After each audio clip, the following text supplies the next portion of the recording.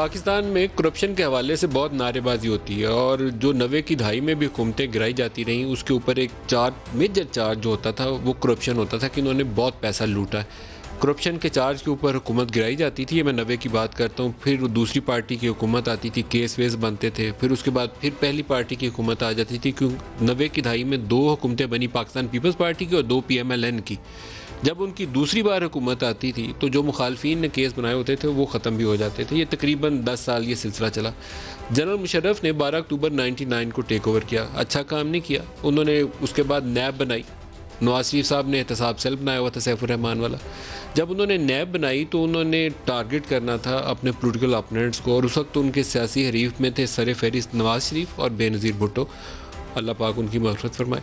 उन्होंने एक कंपनी, बल्कि 2 कंपनियां पाकिस्तान से बाहर हायर की और उनको यहाँ नैब जनरल अमजद सरबराही उसके कर रहे थे। जनरल अमजद ने सख्ती वाला काम शुरू किया था, कुछ लिस्टें विस्टें बनाई गई और वो उन कंपनियां, जो 2 बाहर की कंपनियां हमने हायर की थी, एक का नाम था ब्रॉडशीट और दूसरी था इंटरनेशनल एसेट रिकवरी, उनको डिटेल्स दी गई कि ये लोग हैं, ये पाकिस्तान से पैसा लूट के ले गए।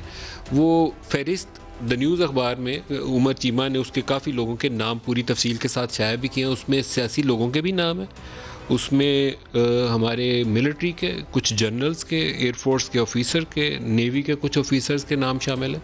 लाइक उसमें एडमिरल मंसूर उल हक का नाम शामिल है, जिन्होंने बाद में प्ली बारगेन कर ली थी। इसी तरीके से उसमें ब्यूरोक्रेट्स और बिजनेसमैन के नाम शामिल हैं। लेकिन बाद में इन फहरिस्तों के ऊपर बहुत काम नहीं हुआ। ब्रॉडशीट जिसके साथ एग्रीमेंट किया गया था, उससे 3 साल बाद मुआहदा मनसूख कर दिया गया। जनरल मुशर्रफ जो थे उन्होंने बेनज़ीर भुट्टो से दुबई में खुफिया मुलाकातों का सिलसिला शुरू कर दिया, जो NRO के ऊपर जाके मुंतज हुआ। जनरल अमजद को नैब से उन्होंने ख़ुद अपने हाथों हटा दिया। पीपल्स पार्टी से एक ग्रुप तोड़ के पाकिस्तान पीपल्स पार्टी पार्लियामेंटेरियंस बना ली। जैसे भी बनाई, इस्तेमाल उन्होंने नैब को किया था। नैब के चेयरमैन जिनकी अच्छी शोहरत थी उनको हटाया, दूसरे लोगों को लगाया और उन लोगों के ज़रिए फिर वो नैब का काम जो था वो पसे पुश जाना शुरू हो गया। जो पहले बहुत ज़्यादा शोर होगा का था कि हम तो लूटी हुई दौलत पाकिस्तान वापस लेकर आएंगे, लॉस्ट डिकेड ऑफ 90s वो कहते थे कि इन दोनों जमातों ने 90 की दहाई तो बर्बाद ही सारी कर दी है। उन्हीं लोगों से जिनकी ज़रूरत पड़ी तोड़े नैब के ज़रिए या दूसरे दबाव के तरीके से और अपने साथ में लाया और काफ लीग की हुकूमत बनवा दी। ब्रॉडशीट उसके जवाब में कोर्ट में चली गई। कोर्ट से उसके ख़िलाफ़, उसके हक़ में फ़ैसला आ गया और हुकूमत पाकिस्तान के ख़िलाफ़ फ़ैसला आ गया। उसके बाद हुकूमत पाकिस्तान अपील में चली गई और अभी हाल ही में लंदन की एक कोर्ट ने ये फ़ैसला दे दिया कि इसको $28.7 मिलियन इसको दें, इसका हक़ बनता है। उस पैसे देने के अमल के अंदर एक केस है बड़ा इंपॉर्टेंट, वो है नवाज शरीफ के एवन फील्ड अपार्टमेंट्स का, जिसको ये फर्म परसू कर रही थी उन एसेट्स को कि ये भी स्टोलन मनी, पैसे चुरा के ये ख़रीदे गए असासे हैं। उसके बाद से शरीफ फैमिली अपनी फतह का ढोल बजा रही है। वो कहते हैं कि ये तो हम तो साफ शफाफ हो गए, हमें तो लंदन की अदालत ने जो था वो अच्छे किरदार का सर्टिफिकेट दे दिया कि ये लें, आपने तो बिल्कुल पैसा वैसा नहीं कमाया, चोरी से नहीं लेकर आए पैसा, ये तो आपके असासे। और यहाँ पर हुकूमत पाकिस्तान ये कह रही है कि नहीं, वो तो साबित हो गया कि ये चोरी वाले असासे थे, नवाज शरीफ पैसे चुरा कर लेके गया था।